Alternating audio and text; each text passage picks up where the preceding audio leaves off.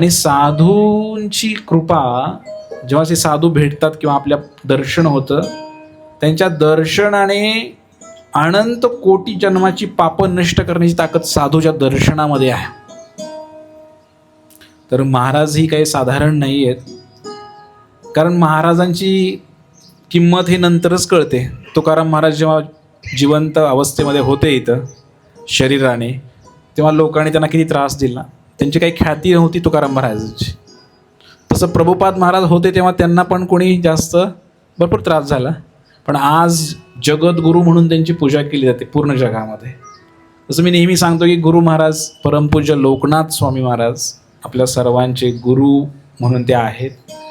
तर त्यांचंही काही सध्या तर नाव आहेच, पण भविष्यात जाऊन कदाचित असं होऊ शकतं की आम्हाला त्यांचं दर्शन झालं होतं. प्रभुपाद महाराजांना ज्यांनी पाहिलं ते लोक म्हणतात, हां मी छोटा होतो 5 वर्षाचा, मी मुंबईमध्ये महाराजांना पाहिलं होतं, प्रभुपाद महाराजांना. तसं आपलंही सौभाग्य. तर बऱ्याच जणांनी कुणी दर्शन घेतलंय प्रत्यक्ष महाराजांचा, हात वर करा. बऱ्याच जणांनी घेतलेलं आहे दर्शन. तर कधी संधी म्हणून मी विशेष लोकांना तसं फोनही केला की तुम्ही या, कमी कमी दर्शन तरी त्यांचं होईल. पण दर्शन आणि त्यांच्याबद्दल ऐकणं यात फरक नाही. तर आता आपण ऐकणार आहे त्यांच्याबद्दल एक 10-15 मिनटं. तर महाराजांचा जन्म 1949, आरवडे गाव, तासगावच्या अलीकडे 10 किलोमीटर. एक छोटंसं गाव म्हणजे फार 1000-1500 वस्तीचं गाव, जास्त नाही. त्या आरवडे गावामध्ये पाटलाच्या घरामध्ये त्यांचे वडील पाटील, भगवान, तर सावळा पाटील, भगवान नाव होतं वडिलांचं. आणि महाराजांचे जन्म झाला आषाढी दिवशी दुपारी 12 वाजता. जेव्हा जन्म झाला तेव्हा महाराजांना आधी 2 भाऊ होते. त्यांच्या पाठीवर एक भाऊ झाला, एक बहीण होती सीता माता. तर जेव्हा महाराजांचा जन्म झाला एक विशेष गोष्ट घडली तिथे. महाराजांचा रंग निळा होता, वार मंगळवार होता, प्रभू रामचंद्रांचा वार, आणि रंग निळा होता, निळा पूर्ण मूल निळं होतं ते. आणि मग जेव्हा त्या ठिकाणी त्यांचे आजोबा जे होते त्यांना नक्षत्र कळायचे, तर सावळा पाटील, त्या आजोबांनी नक्षत्र पाहिली, सगळी पंचांग पाहिलं, आणि त्यांनी सांगितलं की हा जो मुलगा आहे हा मुलगा पूर्ण जगभर प्रचार करेल आणि फार महान संत होईल म्हणले. त्यांच्या आजोबांनी सांगून ठेवलं तेव्हा. आणि मग एक आठवडा गेला आणि मग त्या मुलाचा रंग नॉर्मल झाला, नॉर्मल मुलासारखा. त्या मुलाची लक्षणं जी आपण पाहिली त्याच्यावरून लक्षात आलं की हे साधारण व्यक्ती नाही आहेत. आणि अशा प्रकारे महाराजांचं बालपण तिथंच गेलं, आरवड्यामध्ये प्राथमिक शिक्षण झालं. महाराज नेहमी सांगतात ती कथा आहे की नाही, शाळा मंदिर, आता जे मंदिर आहे कुणी पाहिलं आहे आरवड्याचं मंदिर, हातवर करा. जाता येता पाहिलं की नाही? पाहिलं नसेल तर एकदा जरूर जावा. ते काही साधारण मंदिर नाही, भगवंत साक्षात तिथे प्रकट झालेले आहेत, म्हणजे साधारण मंदिर नाही आहे. मी सांगेन कथा पुढं ते कसे भगवंत गोपाळ प्रकट झाले तिकडे. तर गुरु महाराज जेव्हा आले तिथं जन्म घेतला, प्राथमिक शिक्षण झालं गावामध्ये. शिक्षणाची सोय नव्हती, 4थी पर्यंतच गावात शिक्षण होतं. मग तासगावला गेले 5वी ते 10वी शिक्षण करायला. तासगावमध्ये चालत जायचं, रोज तासगावला सायकलवर जायचं. असं करत तासगावमध्ये शिक्षण पूर्ण केलं महाराजांनी 10वीपर्यंतचं. मुलगा फार हुशार हो, इतका हुशार, शाळेत पहिला नंबर, कारण हुशार लोकच इकडे वळतात आणि इतके हुशार महाराज.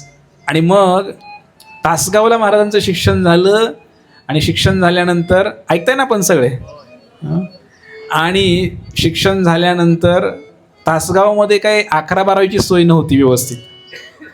त्यामुळे महाराजांनी सांगलीचं जे विलिंग्डन कॉलेज आहे माहिती आहे का, सांगलीला कॉलेज आहे, तिथे 11वी-12वीला प्रवेश घेतला सायन्सला. मग 11-12वीला प्रवेश घेतला, आणि प्रवेश घेतल्यानंतर महाराजांचं शिक्षण 11-12वी चांगल्या मार्कानं झालं. आणि त्या काळाला इंजिनिअरिंग वगैरे काय नव्हतं, BSc असायचं, BSc. ही गोष्ट 1955ची सांगतोय मी साधारणपणे. 55-57ची. मग BSc करायचे. BSc काय नव्हतं तिकडं सांगलीमध्ये काय तसं काय जास्त व्यवस्था. तर मग BSc झाल्यानंतर इंजिनिअरिंग होता येत होतं, इलेक्ट्रिकल इंजिनियर, केमिकल इंजिनियर. आणि मग गुरु महाराज मुंबईला ॲडमिशन घेतलं, कीर्ती कॉलेज मुंबईमध्ये. मग महाराजांचं वय किती असेल हो त्यावेळेला? इंजिनिअरिंगला पहिल्या वर्षाला म्हणजे किती झालं? 19-20 वयाचा तरुण मुंबईमध्ये गेले. आणि मुंबईमध्ये त्या ठिकाणी पहिल्याच वर्षाला महाराजांना लहान वयापासूनच अध्यात्माची फार आवड, बरं का. कारण महाराज लहानपणापासूनच काय करायचे की देवदेव त्यांना करायची आवड. आणि दया, इतकी दया महाराजांच्या हृदयामध्ये. महाराजांची ती कथा फेमस आहे. त्यांची आई जी आहे, महाराज एकदा आजारी पडले होते लहान असताना. तर गावाकडं देवऋषी, मग ते उलट्या पाकाचा कोंबडा घ्या, उतरून टाका, गावाच्या बाहेर नेऊन टाकायचा. त्यांच्या आईने तसं केलं. आणि मग महाराजांना पण घेऊन गेले गावाच्या बाहेर. ते कोंबडा घेतला आणि ते कोंबडा उतरला महाराजांवरनं आणि सोडून देणार. इतक्यात महाराज रडायला लागले. महाराज म्हटले की जर तो हा कोंबडा सोडला इथे तर मी घरी येत नसतो म्हणले. त्या कोंबड्यालाही जीव आहे म्हणले, त्याला माझ्यासाठी मारायची काही गरज आहे का म्हटले. त्याला तो आणले इकडे म्हणे. तर महाराज इतके रडायला लागले आणि इतका हट्ट धरला की आईला आवरेनात, ते आपटून घ्यायला लागले. शेवटी तो कोंबडा घरी घेऊन यायला लागला आईला. तर बघा, सर्व प्राण्यांवर प्रेम, त्यातही आत्मा पाहण्याचं लहान वयापासूनच त्यांच्यामध्ये होतं. लहान मुलाचे पाय पाळण्यामध्ये दिसतात तसं. असे महाराज जेव्हा 8वीला होते तेव्हा सांगलीमधनं पळून गेले घरातून. कुठं? समाजसेवा करायची म्हणून, देशसेवा करायची म्हणून. वर्ध्याला विनोबा भावेंचा आश्रम होता, तिकडे पळून गेले. कुणालाच माहीत नाही. ते शोधून आणलं कस तरी महाराजांना. पैसे नव्हते तर हातातलं घड्याळ विकलं महाराजांनी आणि त्या विनोबा भावेंच्या आश्रममध्ये जाऊन आले. त्यांना देशसेवा करायची होती. आणि मग महाराज परत घरी आणलं. परत 11वी-12वी झाली. मग कॉलेजला गेले. कॉलेजला गेल्यानंतर महाराज नेहमी विचार करत होते की मला देशाची सेवा कशी करता येईल, समाजाची सेवा कशी करता येईल. मुंबईमध्ये पहिल्या वर्षाला असताना BSc केमिस्ट्री, तेव्हा मुंबईमध्ये असे बॅनर लागले होते का पूर्ण शहरामध्ये, काय? American sadhus are in town. म्हणजे आपल्या मुंबईमध्ये आता अमेरिकेचे साधू येणार आहेत म्हणे, असं बॅनर लागले होते क्रॉस मैदान मुंबईवरती तिथं. आणि हजारो लोकांना आमंत्रण, फार मोठा प्रचार केला होता की अमेरिकेचे साधू येणार, अमेरिकेचे साधू येणार म्हणून. आणि असे बॅनर लावले होते. महाराजांनी पाहिलं की साधू शब्द मी ऐकलाय, साधू म्हणजे कुठला भारतीय असला पाहिजे, बरोबर आहे की नाही? अमेरिकेचा साधू कसं काय असू शकतो, असं महाराजांना प्रश्न पडला. आणि गुरु महाराजांनी चिंतन सुरू केलं. म्हणजे मला जायचं आहे तिकडं. आणि गुरु महाराज अमेरिकेच्या साधूचा पाहायला गेले तिकडं. क्रॉस मैदान मुंबई फार विशाल, जवळजवळ 20-25 हजार लोक आले होते तिकडं. आणि त्यावेळेला हे प्रभुपाद महाराज काही विदेशी भक्तांना घेऊन मुंबईमध्ये आले होते प्रचारासाठी. आणि ही गोष्ट आहे 1971 सालची. किती? 70 सालची, आय थिंक 70 सालची गोष्ट असेल. मुंबईमध्ये पहिला प्रोग्राम झाला प्रभुपादांचा.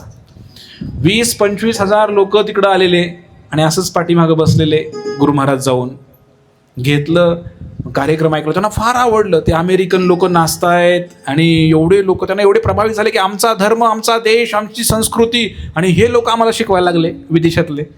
आणि धोतर घातलेलं आहे, किती सुंदर नाचताय, ते प्रसादही खाल्ला. आणि मग प्रभुपादांचं दर्शन झालं. आणि मग महाराजांनी काय केलं, आले रूमवरती, आले रूम करून राहिले होते. गावातली पोरं सगळी रूम करून मुंबईला राहिले होते. आणि गावाकडची लोक बी तिकडं चाळीमध्ये काम करायला, तिकडं मुंबईमध्ये काम करायला, कामगार म्हणून मिलमध्ये काम करायला मुंबई गावाकडे लोक होते, तासगावकडले, आरोड्याचे. मग सगळे लोक तिकडं होते, त्यांच्या ओळखीनं चाळीत रूम करून राहिले होते गुरु महाराज. आणि मग त्या ठिकाणी या महाराजांना ते पुस्तक भेटलं, जसं आपलं भगवद्गीता आहे, ते घेऊन आलते ते विकत त्या कार्यक्रमातनं. महाराज काय करायचे, ते केमिस्ट्रीचं पुस्तक धरायचे, त्याच्या आत पुस्तक घालायचे आणि वाचायचे. आणि कडी लावायचे दरवाजा रूमचा, कडी लावायची आणि एकटेच नाचायचे, जसं ते अमेरिकेचे लोक नाचत होते. हरे कृष्णा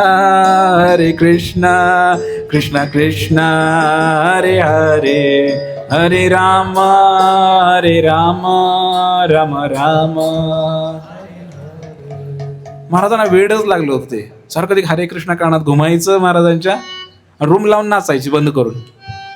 हा तरुण व्यक्ती मग शेवटी गुरु महाराज जेव्हा 1 वर्ष झालं आणि पुन्हा बॅनर लागले, काय म्हटले, पुन्हा हे प्रभुपाद महाराज येणार आहेत 1971ला मुंबईमध्ये. आणि पुन्हा मग प्रभुपाद आले, पुन्हा तसा सेम कार्यक्रम झाला क्रॉस मैदानला, हजारो लोक आलेले.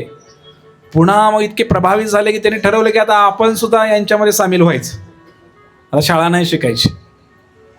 आणि मग इंजिनिअरिंग BScचं पहिलं वर्ष महाराजांचं चालू होतं, ते झालं कसं तरी. 2ऱ्या वर्षाला प्रवेश घेतला खरं, पण महाराजांना काही राहावेना.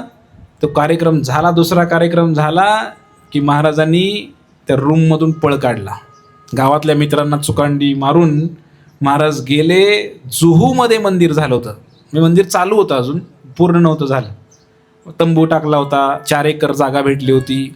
त्या जुहूमध्ये महाराजांनी त्या ठिकाणी गेले, तिथे एक पत्र लिहिलं, म्हणले मला इथं जॉईन करायचं आहे म्हणले, या तुमच्या संस्थेमध्ये. ते म्हणले स्वागत आहे म्हणले, अशी फार लोक कमी असतात की स्वतःहून येतात जॉईन करायला. आणि मग महाराजांनी त्याच दिवशी मुंडन केलं, त्याच दिवशी धोतर कुर्ता गळ्यात माळ, एका दिवसात भक्तच तयार झालेलं आहे, एका दिवसात.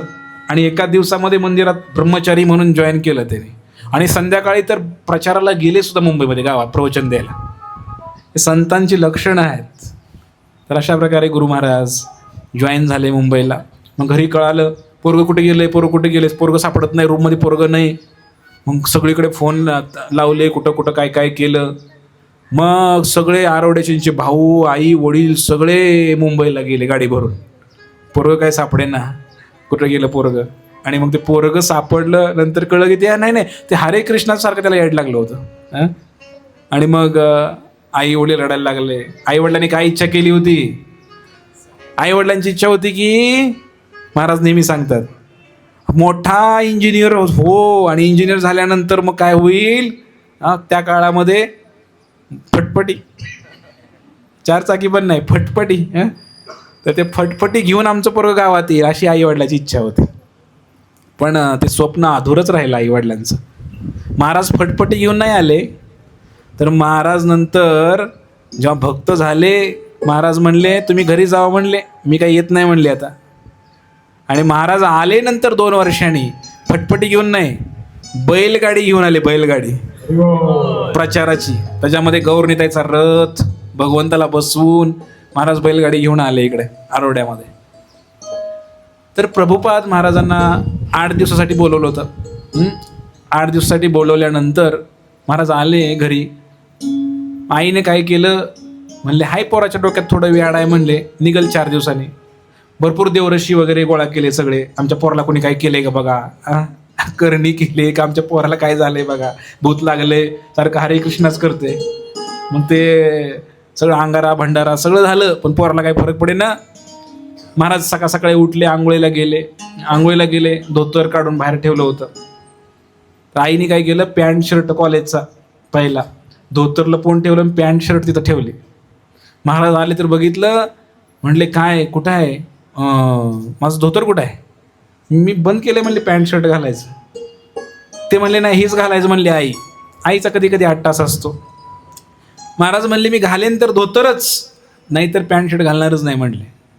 आणि अशा प्रकारे महाराजांनी म्हणले, आई पण म्हणली मी पण तुला देणारच नाही म्हणली पॅन्ट शर्ट, काय करायचं भाऊ. अक्षरशः माळवदाचं घर होतं महाराजांचं. त्या घरामध्ये जो खांब होता दगड लाकडाचा, त्या खांबावर महाराजांनी डोकं आपटून घ्यायला सुरू केलं. म्हणले मी प्राण देईन पण म्हणले पॅन्ट घालणार नाही म्हणले, मी आता व्रत घेतलेलं आहे म्हटले. आणि अक्षरशः ती लहान मुलगा डोकं आपटून घ्यायला लागला. आणि डोकं आपटून घ्यायला लागल्यानंतर आईला दया आली आणि आईने म्हणले हे धर बाबा पॅन्ट शर्ट, हे धोती कुर्ता घाल म्हणले, तुला काय करायचं ते कर म्हणले. किती संकल्प आहे बघा. म्हणजे काही साधारण व्यक्ती आपल्यासारखं नाही, आपल्याला थोडं संकट आलं की आपण लगेच देवाला शिवाय द्यायला कमी करत नाही. महाराजांची किती श्रद्धा आहे बघा. आणि अशा प्रकारे महाराज पुन्हा मुंबईला गेले. त्याच्या अगोदर मग आता काय फरक पडेना, पंढरपूरला आणलं महाराजांना. त्यावेळेला कैकाडी महाराज होते, जिवंत होते. कैकाडी महाराज फार प्रसिद्ध संत. मग म्हटले त्यांच्याकडे नेऊन तरी काहीतरी होते का बघू, ह्याला फरक पडतोय का. मग कैकाडी मठामध्ये घेऊन गेले. कैकाडी महाराज त्यांना सांगितलं, म्हणले आमच्या पोराला काहीतरी सांगा, म्हणले येड्याने करते, शाळा शिकायला नको म्हणते.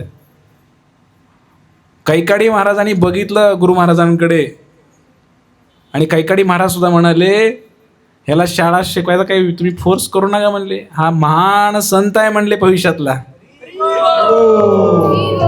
त्याला जे करायचं ते करू द्या म्हणे. तेव्हा हे शांत झाले सगळे घरातले, कारण एवढे मोठे महाराज बोलले ना, सगळे शांत झाले घरातले. आणि मग अशा प्रकारे महाराज पुन्हा मुंबईला गेले. मुंबईला गेल्यानंतर महाराजांनी त्या ठिकाणी अनेक वर्ष, 4-5 वर्ष मुंबईमध्ये काढली. प्रभुपादांची सेवा केली, त्यांचा संघ त्यांना मिळाला, गावोगावी प्रचार.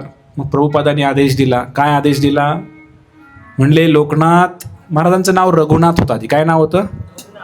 मंगळवारी जन्म झाला म्हणून नाव रघुनाथ ठेवलं. पण नंतर दीक्षा झाली 1971ला आणि त्यांचं नाव झालं रघुनाथचं नाव काय झालं? लोकनाथ. आणि मग महाराजांना आदेश दिला, म्हणले काय सेवा करू मी? ते म्हणले तू गावाकडचा आहेस म्हणले, तू काय कर, एक बैलगाडी घे म्हणले, त्याच्यामध्ये आपले भगवंतांना बसव आणि गावोगावी जाऊन म्हणले तू या सर्वत्र प्रचार कर म्हणे हरिनामाचा. महाराजांनी लगेच बैलगाडी आणली, बैलगाडी सजवली आणि जी पदयात्रा म्हणायचं त्याला जी सुरू केली, प्रभुपादांनी सांगितले आज किती वर्ष झाले, 55-60 वर्ष झाले.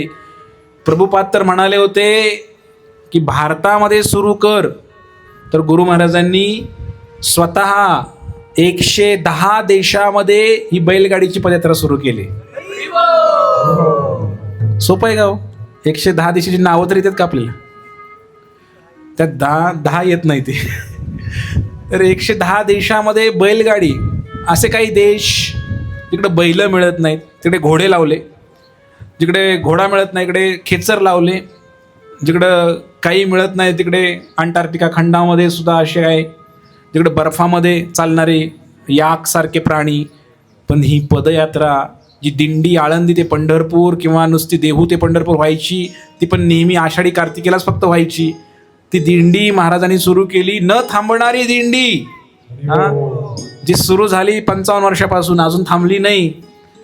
भारतातली जी पदयात्रा दिंडी आहे तिने भारताला 6 राऊंड कंप्लीट केले, 6 राऊंड. आणि जवळजवळ 3 लाख किलोमीटर चाललेले दिंडी ते आतापर्यंत. आणि त्या दिंडीत बघा गुरुमुख पद्मवाक्य, गुरुनी सांगितलं सुरू कर की किती विश्वास.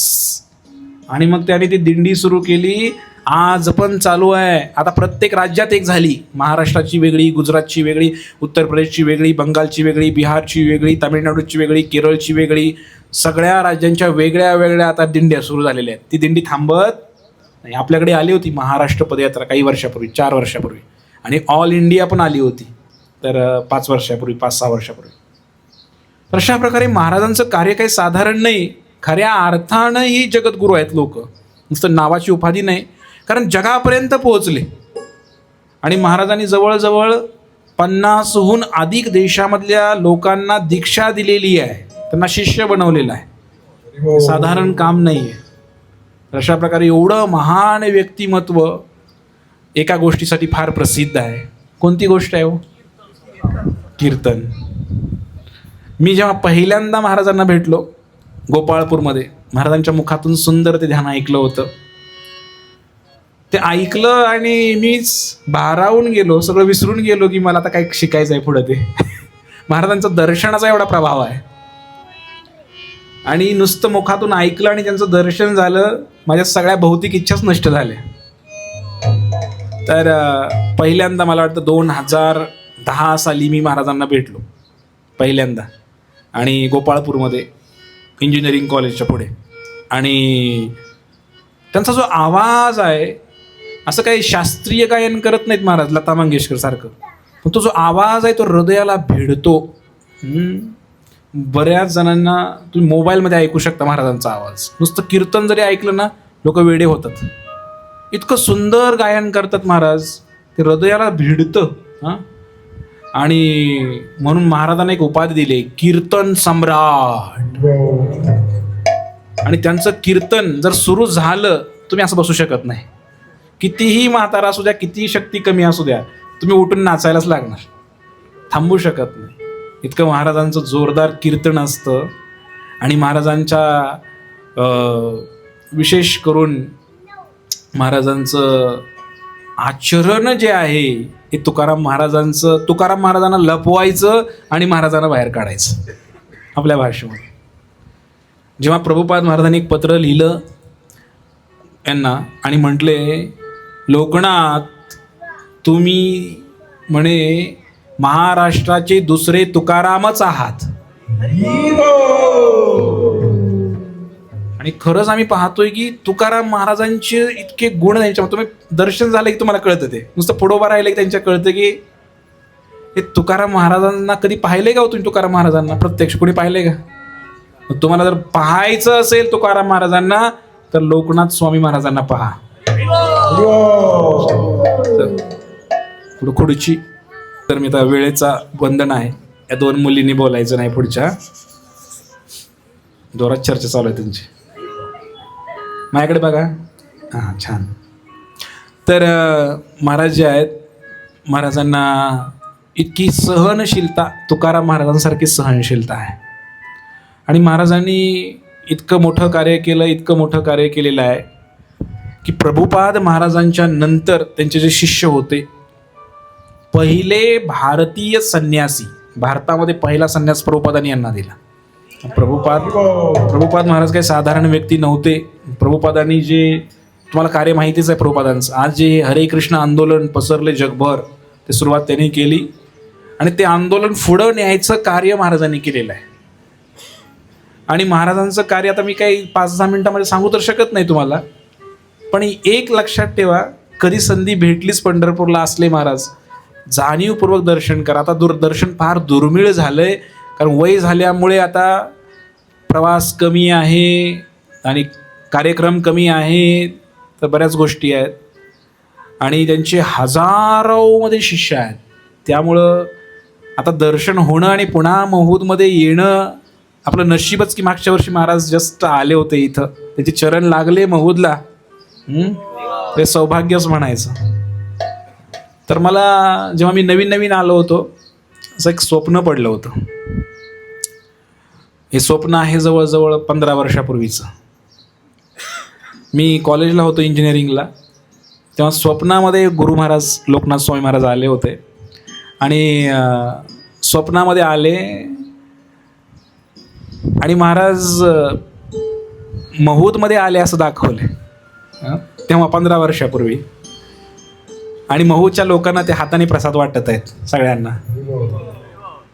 आणि मग मी गुरु महाराजांना म्हटलं की स्वप्नामध्ये की मला महाराज म्हटले, आता माझं कार्य संपलेलं आहे. म्हटले, माझं कार्य संपलेलं आहे, मी आता वैकुंठाला निघालेलं आहे म्हणे, माझं कार्य संपलेलं आहे आता. मी म्हटलं मला पण यायचं आहे. तर गुरु महाराज म्हटले की तुला नाही नेणार म्हणे आत्ताच, कारण तुझं अजून कार्य बाकी आहे. तर हे जे काय सगळं वाढवलंय, तर हे कार्य सगळं पुढं न्यायची जबाबदारी तुमची आहे म्हणे, तर तुम्हाला आत्ताच काही वैकुंठाला मी नेणार नाही म्हणे, असं म्हटले. आणि महूदमधूनच महाराजांनी वैकुंठाला प्रयाण केलं.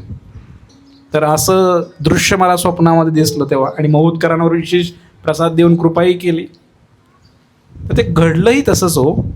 महाराज आता फार वय झाले महाराजांचं, आणि या अंतिम क्षणामध्येच एक विजिट तर झालीच, महूदला भेट झालीच, दुसरी होईल का नाही माहीत नाही.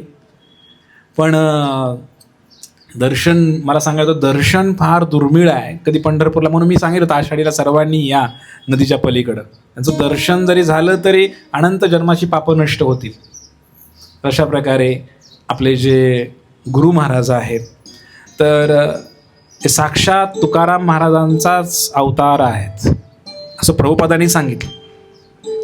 आणि इतकी सहनशीलता आहे महाराजांकडे की कधीही काही बोलत नाहीत, कोणालाही काही बोलत नाहीत.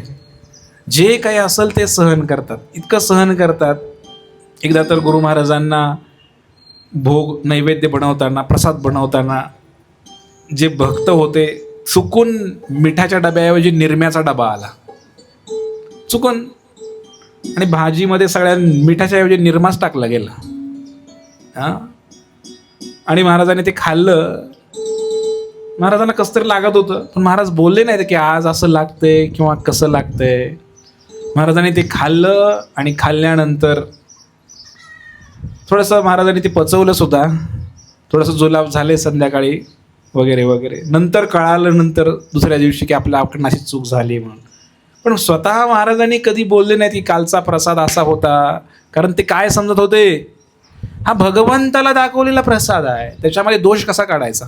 भगवंतानी स्वीकार केलंय तर आपण खायचं तसंच. आणि म्हणून महाराजांनी ते खाल्लं. इतके सहनशील आहेत, इतके सहनशील आहेत.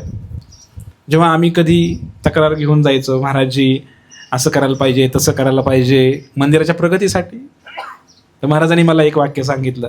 ते वाक्य मी माझ्या हृदयात कोरून ठेवलेलं आहे. ते म्हणले, हा जो वेश आहे, जो परिधान केलायस तू, हा वेश सहन करण्यासाठी आहे. म्हणले थोडं सहन करायला शिक. हे जे बोलले एकदाच महाराज मला, मी अजूनही हृदयात ते धारण करून ठेवले. काही जरी झालं तर ते सहन करायचं, पुढं जायचं.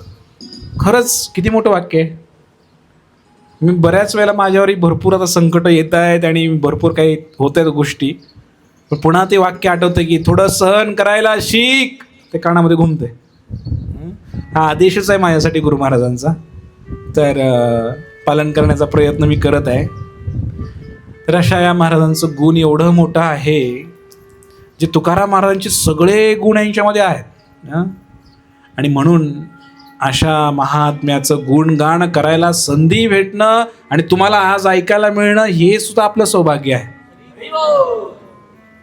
या कार्यक्रमामध्ये सहभागी व्हायचं. आता ज्या आषाढी दिवशी पंढरपुरामध्ये महाराज लाईव्ह तिथं होते, पण त्याच दिवशी पूर्ण जगामध्ये जवळजवळ 200-300 ठिकाणी जगभर हजारोच्या संख्येने मोठे मोठे मंदिरांमध्ये कार्यक्रम झाले, असं फोटो ठेवून. तर ज्यांना पंढरपूरला यायला सगळ्यांना जमणार नाही, तर अशा ठिकाणी महाराजांची आजही व्यासपूजा चालू आहे. उद्या आहे, आता रविवारी अमरावतीमध्ये आहे, नागपूरमध्ये आहे, आरोड्यामध्ये उद्या आहे, मोठा कार्यक्रम आहे. तर आज महाराज जाणारच होते तिकडं, पण तब्येत अतिशय खालावल्यामुळं थांबलेले आहेत आणि सकाळी जाण्याची शक्यता आहे. तर जसं प्रभुपाद महाराज अमेरिकेला पोहोचले, अमेरिकेमध्ये युद्ध चालू होतं. कुणाचं? रशिया आणि अमेरिकेचं. तिसरं महायुद्ध होण्याच्या मार्गावर होतं. 1965 सालची गोष्ट आहे.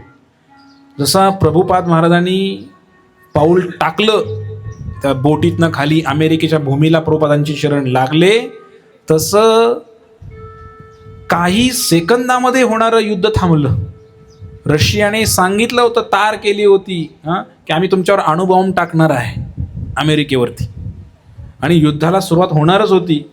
हे सगळं नंतर क्लिअर झालं. हे अचानक युद्ध कसं काय थांबलं, तर त्या क्षणाला नंतर हे सिद्ध झालं की प्रभुपादांचे चरण तिकडं लागले होते.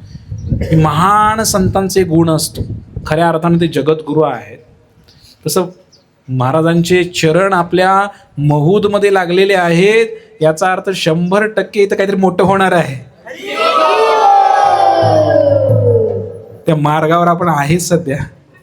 बघा, गेल्या वर्षी डिसेंबरमध्ये महाराज येऊन गेले आणि आता मंदिराचा प्लॅन सुद्धा होतोयच. तर महाराज फार प्रसन्न झाले इथं आल्यानंतर. विशेष करून भगवंताला त्यांनी पाहिलं, एवढे सुंदर आहे शरद बिहारी. महाराज इतके प्रसन्न झाले. तेव्हाही अचानकच आले होते, जाता जाता तेव्हाही आजारीच होते. तर तरी आले होते, थोडा वेळ दिला, 10 मिनिटासाठी आले होते, तर 1.5 तास थांबले भक्तांचा उत्साह पाहून. आणि महाराज वरती आले, सर्वांनी प्रसाद घेतला महाराजांच्या हातून, दर्शन झालं, चरणामृत भेटलं महाराजांचं. आपलं नशीब. मला आठवतं आहे की आमच्या सुरेखा कांबळे माताजींचे प्रभूजी तेव्हा फार सिरियस होते, ऑक्सिजनवर होते. तर महाराज आले आणि चरणामृत महाराजांचं जे होतं, तर विशेष करून चरणामृत घेतलं आणि त्यांच्या प्रभूजींना दिलं. नेऊन उठून बसले, ते ऑक्सिजनवर होते. आणि त्यानंतर जवळजवळ 1.5 वर्ष जगले. बरोबर आहे का? तर रामनवमीच्या वेळेला त्यांनी देहत्याग केला प्रभूजींनी. तर हे त्यांचं एक्स्ट्रा जीवन, संतांची किती कृपा आहे पहा. आणि एवढी कृपा होते. महाराजांची बा कृपा कशी झाली, मौजच्या लोकांवर कृपा कशी करतात.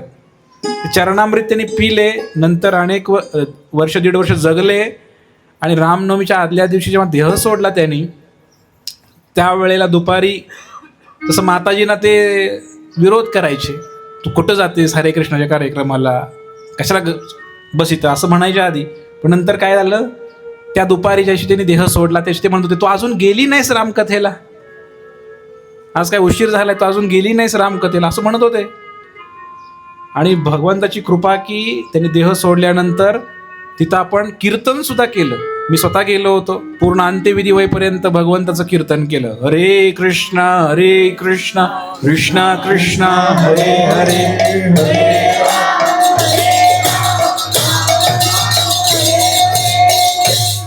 बरं, जीवात्म्यावर एका संतांच्या चरणामृतचा किती प्रभाव आहे बघा. महाराजांचं चरणामृत, पाय धुतलेलं पाणी फक्त भेटलं तर त्या व्यक्तीचं जीवनाचं कल्याण झालं, नक्कीच त्यांना सद्गती प्राप्त झालेली आहे, त्यात काही डाऊट नाही. एकदा आमच्या मातोश्रींचा गळा इतका दुखत होता आणि काय बोलता येत नव्हतं, काय खाता येत नव्हतं. डॉक्टरांना दाखवा म्हणून पंढरपूरला गेलो.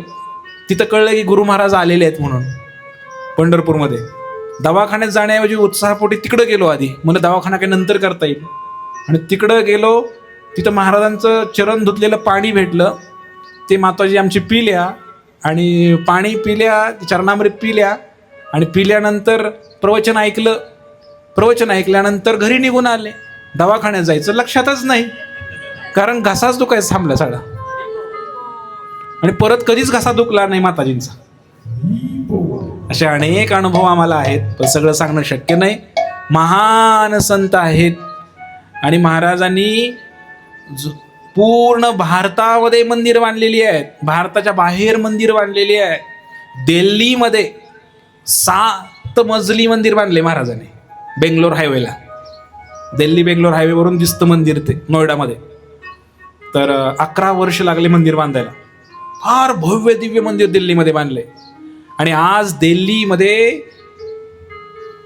महाराज, जे पहिलं मंदिर झालं दिल्लीमध्ये प्रभुपादांच्या काळात, त्याचे अध्यक्ष होते महाराज.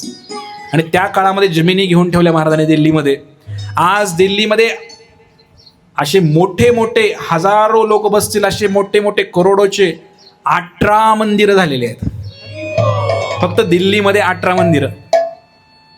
आणि पुण्यामध्ये आहेत, मुंबईमध्ये आहेत, आणि बीडमध्ये बांधलं महाराजांनी मंदिर, सोलापूरमध्ये बांधलं, त्यानंतर आरवडेला बांधलं, आता इचलकरंजीला झालंय पूर्ण, उद्घाटन होईल त्याचं पुढच्या वर्षी.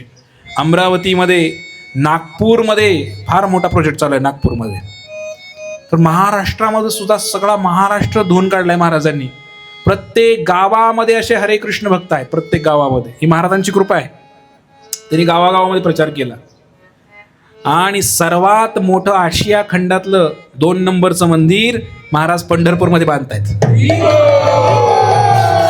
आणि महाराजांची इच्छा आहे की येणाऱ्या 3 वर्षामध्ये ते मंदिर पूर्ण व्हावं. राम मंदिरापेक्षा सुद्धा अयोध्येचं मोठं मंदिर आहे पंढरपूरमध्ये होणार. आपल्या सर्वांना माहितीच आहे, काम चालूच आहे, त्यातही आपला सहभाग आहे, करायचा आहे. तर गुरु महाराज जे आहेत त्यांचं एक स्वप्न आहे की विठ्ठलाला आलेला प्रत्येक व्यक्ती नदीच्या पलीकडे आला पाहिजे. कारण नदीच्या अलीकडे दर्शन आहे, नदीच्या पलीकडे मार्गदर्शन आहे. कथा कीर्तन ऐकतील, प्रसाद घेतील, घाटावर स्नान करतील, अशी व्यवस्था नदीच्या पलीकडे करायचं काम चालू आहे. बघा किती सुंदर घाट बांधलाय. गेले शेकडो वर्ष झाले सरकारला जमलं नाही, ते महाराजांनी करून दाखवलं. इतका सुंदर घाट आहे, पूर्ण पाण्यात उतरतो, दगडाचा घाट आहे. आणि असं मंदिर की जे सरकारलाही जमणार नाही, असं मंदिर आता तिकडे होते. जवळजवळ 250-300 वर्ष राहील एवढ्या क्वालिटीचं मंदिर आता पंढरपूरमध्ये होतंय. आणि अर्थातच चैतन्य महाप्रभू जे साक्षात भगवान आहेत, 550 वर्षापूर्वी ते महाराष्ट्राच्या यात्रेवर आले, कोल्हापूरला आले. कोल्हापूरवरून कुठं आले? आरवडे, त्या मार्गेच आले असं महाराजांचं म्हणणं आहे. तिथं गौरगाव सुद्धा आहे आरवड्याजवळ. मग आरवड्याला जर आले असतील तर पंढरपूरला जाताना महोद लागतच की. तर शक्यता आहे की मग भगवंत इथूनच गेले असतील, प्रभू रामचंद्र सुद्धा इथूनच गेले असतील, चैतन्य महाप्रभू सुद्धा इथूनच गेले असतील, अशी दाट शक्यता आहे.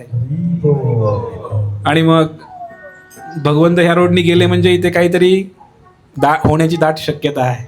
तर आपलं सुद्धा एक भव्य दिव्य मंदिर या ठिकाणी आपला सर्वांचा संकल्प तर आहेच. आणि महाराजांचे विशेष आशीर्वाद आहेत. तर त्यांच्या आशीर्वादानं, कृपा आशीर्वादानं एक भव्य दिव्य मंदिर व्हावं अशी एक गुरु महाराजांच्या चरणी प्रार्थना आहे. आमचे अतुल बाजारे प्रभू तर तयारच आहेत टिकावण खोऱ्या घेऊन. ते म्हणले महाराज जर आले तर लगेच भूमिपूजनच करू म्हणले आजच, असं त्यांचं म्हणणं होतं. तर काय भगवंताची काय योजना माहीत नाही. तर आज विशेष महाराजांना आपण प्रार्थना करायची. माझी तर नेहमी प्रार्थना आहे की भगवंतांकडे एकच मागणं आहे की घोर कलियुग चालू आहे, तर आपण सर्वांनी पण ही प्रार्थना करायची आहे, मनोमन प्रार्थना करायची आहे. महाराजांचं जे हे भौतिक जीवन आहे, आता महाराजांचं 77 पूर्ण आहे, 78 वर्ष चालू झाले. तर एवढी प्रार्थना आहे भगवंतांकडे, विशेष करून श्री श्री राधा शरद विहारिणी मायनिताकडे प्रार्थना करूया. कमीत कमी महाराज शतायुषी हो. तर जेवढा जास्त संघ आपल्याला लागेल बघ. तर कठीण आहे, कलियुग आहे. असं शरीर समजणं, अशा लोकांचं शरीर नसतं. आपल्याला वाटतं ही माणसं हाडामासाची नसतात, ही माणसं, यांचं शरीर सुद्धा दिव्य असतं. महान व्यक्तींचं आपण समजतो की साधारण आहेत, आपल्यासारखेच असेल त्यांचं शरीर. त्यांचा जेवढा वेळ, तुकाराम महाराज तर किती 42 वर्षामध्येच गेले, हे सदैव वैकुंठाला निघून गेले. असं काही नसतं. शंकराचार्य, भगवान शंकरच प्रकट झाले होते, 32 वर्षातच गेले भगवद्धामाला. पण आता गरज आहे तर आपण महाराजांना या गोष्टी देऊ शकतो की त्यांच्यासाठी एक प्रार्थना, त्यांच्या शरीरासाठी भगवंतांकडे प्रार्थना की भगवंता आम्हाला त्यांचा संग लाभावा. माहीत नाही, आता आज आम्हाला दर्शन नाही झालं, पुढच्या वर्षी तरी होईल, अशा अपेक्षेनं आपण त्यांना प्रार्थना करूया. एकदा मोठ्याने हरे कृष्ण महामंत्र म्हणून, हरे कृष्णा कृष्णा कृष्णा हरे हरे, हरे राम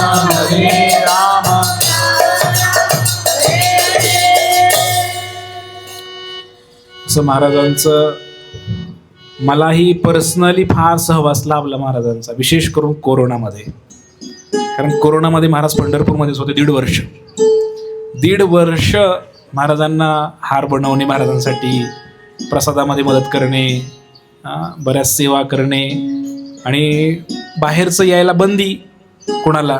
त्यामुळे मंदिरातले आमचे 30-40 भक्त आणि महाराज, तर दररोज महाराजांबरोबर आरती, त्यांचं प्रवचन ऐकायचं, त्यांची सेवा करायची. काय त्या कोरोनाने माझ्यावर एवढी करुणा केली, कृपा केली, त्या कोरोनाला मी कधी विसरणार नाही.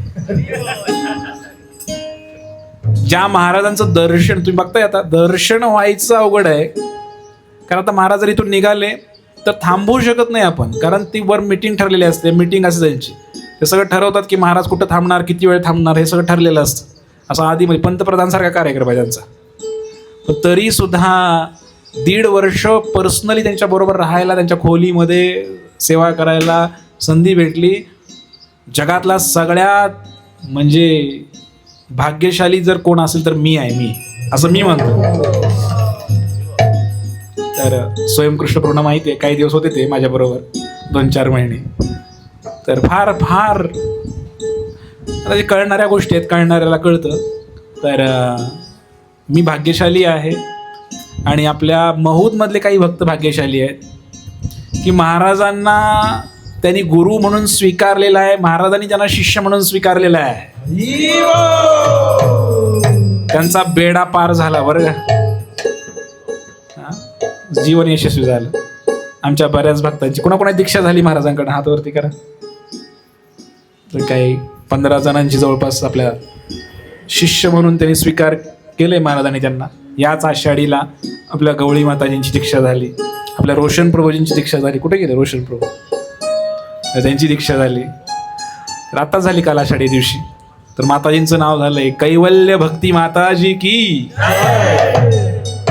आणि प्रभूजींचं नाव झालंय रोमहर्षण सूत प्रभूजी की.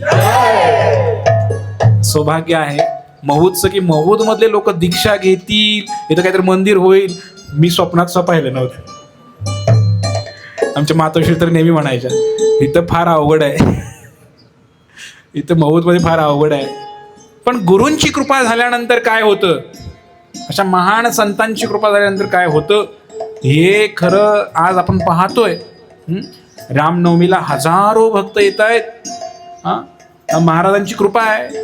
रामनवमी दिवशी रोज सकाळी महाराजांचं झूम म्हणून एक ॲप आहे, त्याच्यावरती जगातली लोक कनेक्ट होतात.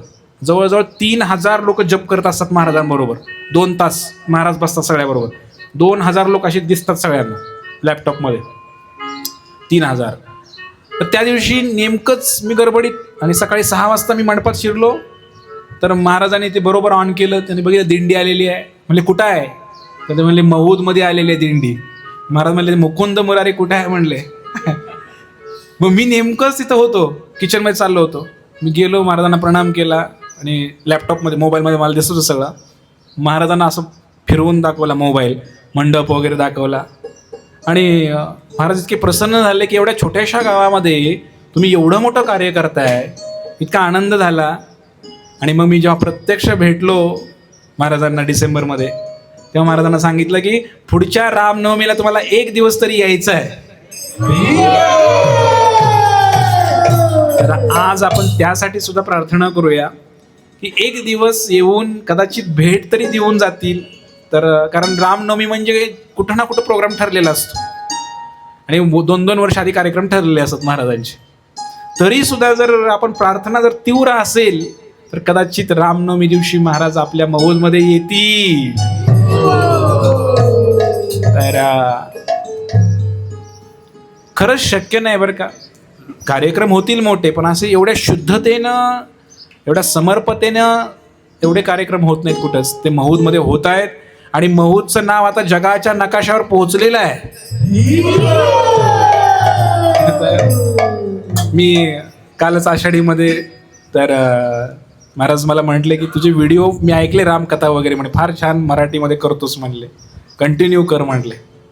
आणि बरेच लोक यूट्यूबला मला पाहतात. तर ते भेटत होते मला आणि म्हणत होते की प्रभूजी आम्ही तुमचं प्रवचन ऐकलंय, तुम्हाला मला भेटायची इच्छा होती. तर मी म्हणत होतो की हां छान, ठीक आहे, ऐकत राहा. पण तुमचं गाव कोणतं, तुम्ही इथंच असता का? मग मी सांगितलं इथूनच महूद नावाचं गाव. हां ते महूद आम्ही ऐकलंय सारखं प्रवचनामध्ये. तर महाराष्ट्रभर तरी पोचलेलंच आहे, कानाकोपऱ्यामध्ये. महूद गाव कुठे आहे? पंढरपूरच्या शेजारी आहे. तरी सगळी गुरु महाराजांची कृपा आहे आणि लवकरच हे जगाच्या नकाशावर आता पोचलेलंच आहे. ते इस्कॉनचं एक सेंटर आहे इथं, याचं आता मंदिर होईल भविष्यामध्ये. तर अशा प्रकारे गंगा वाहत आहे. तर आपल्या सर्वांना विनंती आहे की आपण या कार्यक्रमामध्ये येऊन सर्वांनी हात धुवायचा आहे. आणि महाराजांचं दर्शन जरी नाही झालं तरी काही हरकत नाही, पण जर तुम्ही त्यांनी सांगितलेल्या नियमाचं पालन केलं, हे सगळं त्यांच्या निर्देशानुसार चालू आहे बरं का. त्याच्यामध्ये जर तुम्ही सहभाग घेतलात तर त्यांची कृपा तुम्हाला भेटणारच आहे. पण कधी संधी भेटली तर सोडू नका, कारण पुन्हा तुम्हाला वाईट वाटेल की या तुकाराम महाराजांसारखे महाराज यांचं दर्शन करायचं राहून गेलं. तुम्हाला माहिती आहे पंढरपूरमध्ये जगन्नाथ मंदिर आहे, लाईफलाईन हॉस्पिटलला चिटकून 4 मजली बिल्डिंग आहे. त्या जागेची किंमत किती आहे हो? करोडोमध्ये किंमत आहे जागेची. ते अर्ध बांधलं होतं. तर एक मारवाडी व्यक्ती अग्रवाल नावाचा पंढरपूरमध्ये, रामा बँगल्स बांगड्याचं दुकान होतेच. ते मारवाडी व्यक्तीने एकदाच महाराजांना पाहिलं. तो एवढा प्रभावित झाला की त्यांनी 2 मुलांची भांडणं लागली होती, संपत्तीसाठी भांडण लागलं होतं, करोडोची प्रॉपर्टी. आणि मारवाडी होता, जातीय श्रीकृष्णाचा भक्त होता. त्याचं मूळ घराणं त्याचं मथुरेचं. पण त्यांनी महाराजांबद्दल एवढं ऐकलं होतं. एकदा त्यांचं रथयात्रेमध्ये दर्शन सुद्धा घेतलं होतं. एवढा प्रभावित झाला होता. इकडं मुलांचं भांडण लागलं आणि तो गेला तिकडे मंदिरामध्ये म्हणे. आणि काय नशीब की महाराज पंढरपूरमध्येच होते त्या दिवशी. म्हणले महाराज मला ही सगळी संपत्ती इस्कॉनला देऊन टाकायची म्हटलं. करोडोची प्रॉपर्टी त्यांनी रोड टच.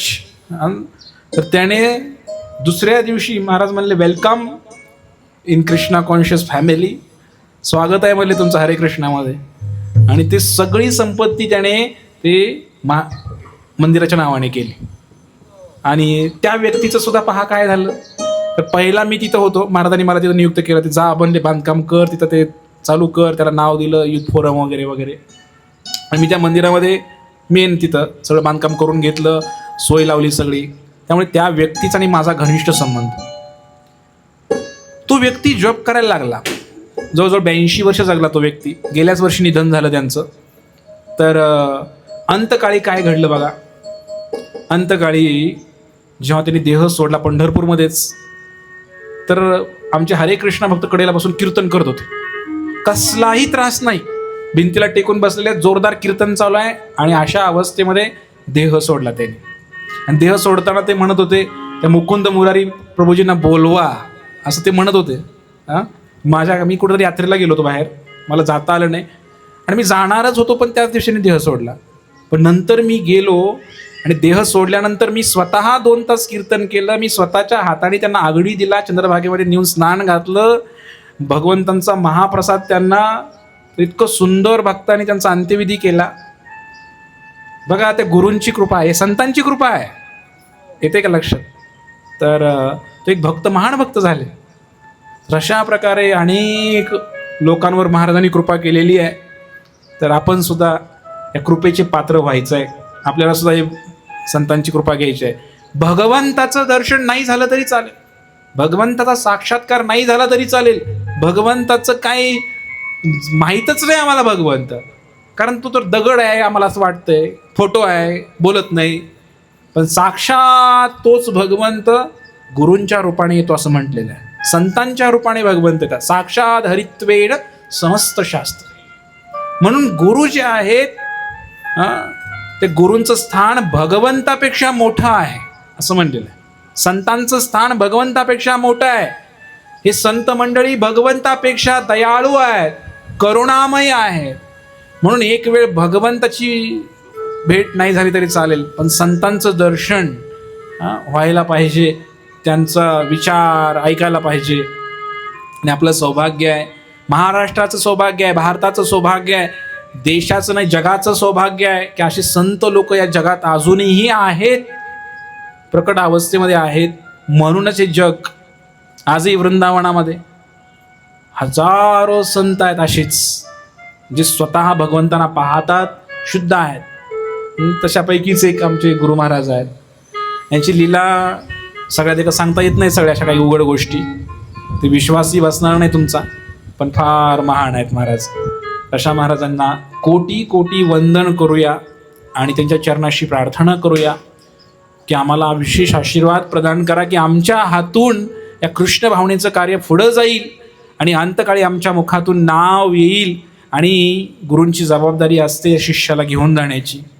तर शेवटच्या क्षणाला महाराजांचं स्मरण व्हावं आणि त्यांनी आम्हाला याच जन्मामध्ये वैकुंठाला घेऊन जावं अशी प्रार्थना गुरु महाराजांच्या चरणी करूया. हरे कृष्णा कृष्णा कृष्णा हरे हरे.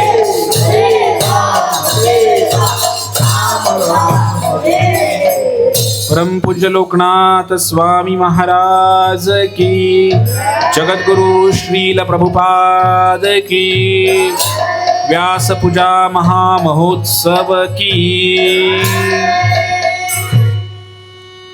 अगदी थोडक्यात